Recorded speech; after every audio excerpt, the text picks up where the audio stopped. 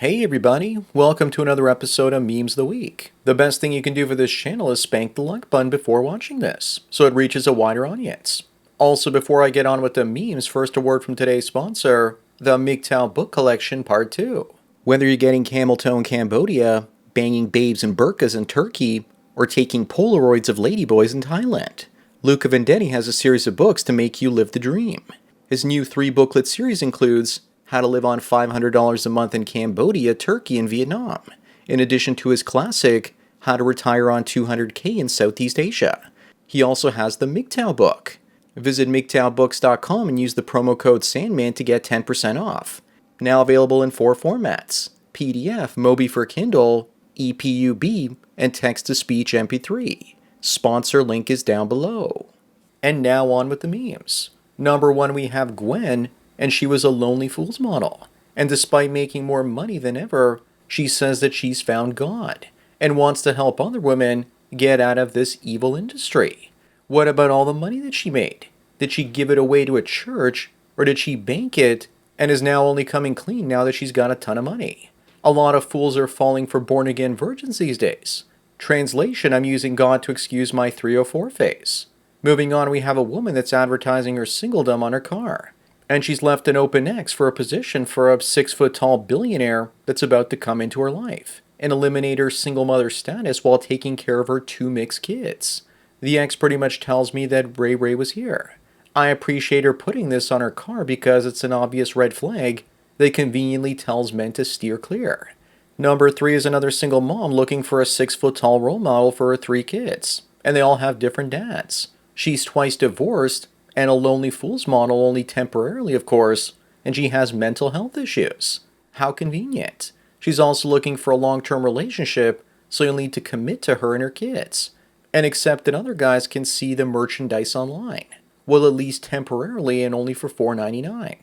Up next, it sounds like we have a fake female troll account that tells the truth about female nature by saying they wish they had a boyfriend so they could disturb his peace.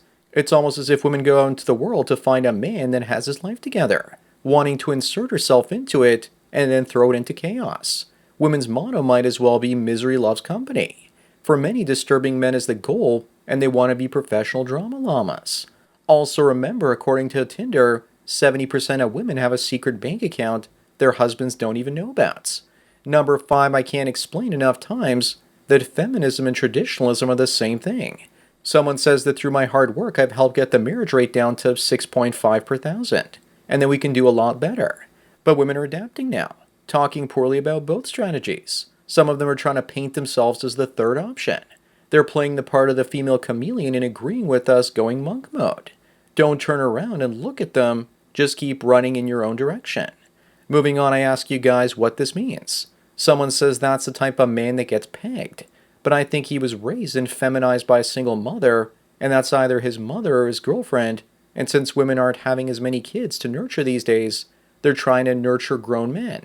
But in the end, they'll all become devoured by the mother archetype. Number 7 is the difference only a year can make, in 1 semester of college.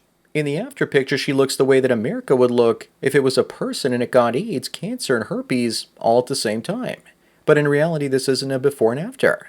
College just enhanced what was already there in high school, and without parental supervision, she changed her appearance without the fear of getting kicked out or disciplined. Hanging her tongue out was the hint. Up next is a story about an American Airlines flight attendant arrested for allegedly filming girls as young as 7 in airplane bathrooms. And has to be a woman, otherwise they would have said that an evil, horrible, misogynistic male flight attendant did this. Either that or is a male who identifies as a female middle school teacher or something. Well, call me corrected. It looks like it was a guy after all. But I wonder how they finally caught him and if he shared the footage with anyone. I'm sure tons of women now find him attractive and will try and set up conjugal visits while he's in prison.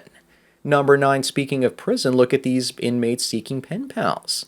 I thought the only pal they were actually looking for were the guards in the prison. People have said before that this is most likely a fake story, but apparently not. It just makes you wonder which orifice they smuggled the phone in on so they could send their ads out on it. I guess that women seek out male attention even when they're in prison. It's a universal. Moving on, women are complaining because conservative and traditional guys are woke fishing women, pretending to be male feminists on dating apps. You kind of have to do that these days with over 50% of women or more being woke if you want a girlfriend. Even though there's a so-called trad wife movement, less and less women are being traditional these days. But these woke women are just the smash and dash catch and release variety. Makes you wonder just how many male feminists are only pretending.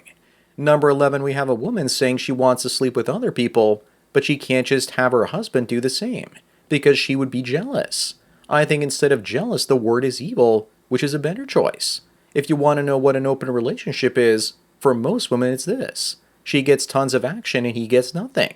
She's probably insecure and worried that her husband is going to monkey branch to somebody else.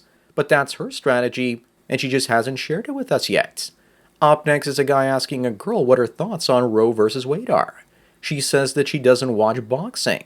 Is she really that stupid, or is this another made-up post with some AI-generated giner? If it was real, just remember that you can't fix stupid. Number 13, we have Ken's, and she says that men shame women for having lots of consensual sex more than other men for grape. That's because 99.997% of men don't grape. And if they do, they get sent to the big house. This is what a woman says when her body count is high. We don't shame guys that grape. We punish them. Big difference. Also, isn't locking somebody up in prison the highest form of shame? I guess not. Moving on, speaking of prison, here's Jason Vukovic. Off to prison after he went around and assaulted men on the sex offender registry. And he also robbed them.